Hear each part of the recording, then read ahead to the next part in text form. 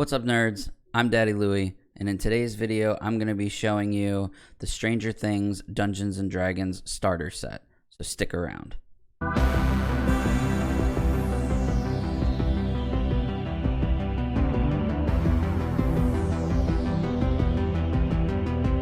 Alright guys, well, I know that I am a little behind the power curve here. This Dungeons & Dragons Stranger Things starter set has actually been out for a couple weeks now, but I have been waiting on my local gaming store to get a copy of it because I like to buy from them as much as possible without going through some of the bigger chains. So I did finally get my copy, and today what I'd like to do is just kind of give you an overview and a breakdown of the difference between this starter set and the other Dungeons & Dragons starter set that exists on the market today. So if you'll join me on the table, we'll open this thing up and see what we got. Alright guys, so the first thing that you'll notice about this Dungeons & Dragons starter set is that the box art is of course completely new and is very similar to some of the old school first and second edition artworks that were on D&D books. You can see up here the Dungeons & Dragons logo is definitely a throwback to some of those earlier editions of Dungeons & Dragons books, but it is of course set in the Stranger Things theme.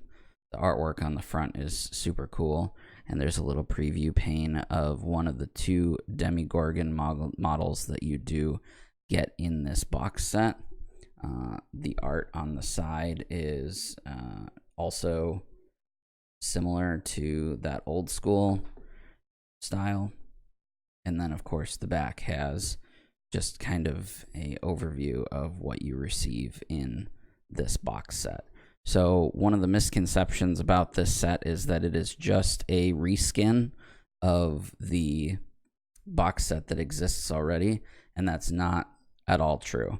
There is a few similarities, but for the most part, the contents that come in this is very different from the contents that you get in the original starter box that's out there. Immediately upon opening it, you see there's a lot of dead free space in here, but you do have the two Demogorgon models here, which we will go ahead and take out. So there's one that is painted, and there is one that is not painted, so that if painting models is something that you are into, let me focus that for you.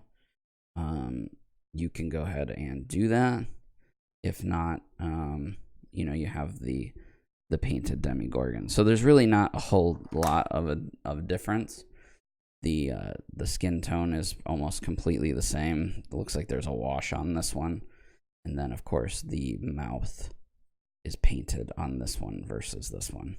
The one similarity that I did find was that the dice that comes in it, these blue RPG dice here, are the same as the dice that come in the original Dungeons & Dragons starter set. So this is the same.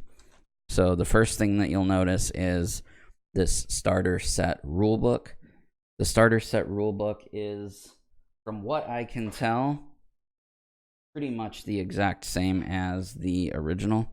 Here is the starter set rulebook that comes with the set that exists already, and then here is the Stranger Things one. Now this one does feel heftier, and there are more pages. It looks like there's a couple more appendixes. This has monsters, magic items and monsters, and conditions, whereas this original one only has conditions. And this says that there are, let me see, 32 pages in the original starter rulebook, and the D&D set has it looks like 43 pages. So this is thicker, it's heftier. I'm assuming that most of the rules are still the same, but again, you have that Stranger Things theme going on.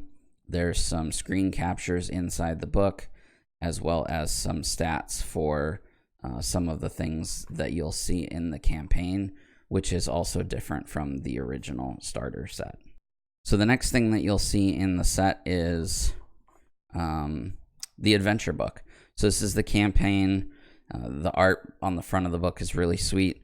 It says a D&D campaign by Mike Wheeler, and it is the Hunt for the Thessal Hydra adventure book, which is a completely different campaign than you get in the original book. So the original starter set says it is the Lost Mine, and this is completely different. So you do have a reason to get both. This is, of course, a very, very good campaign, but this is in the style of the same campaign that the boys are running in the opening sequence of Stranger Things Season 1.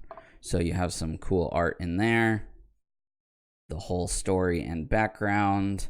It gives you the narrative, the maps, an entire way to start a campaign. So lastly, in this box set, you are going to get all of the character cards of the player sheets for what the boys were playing in Season 1 of Stranger Things.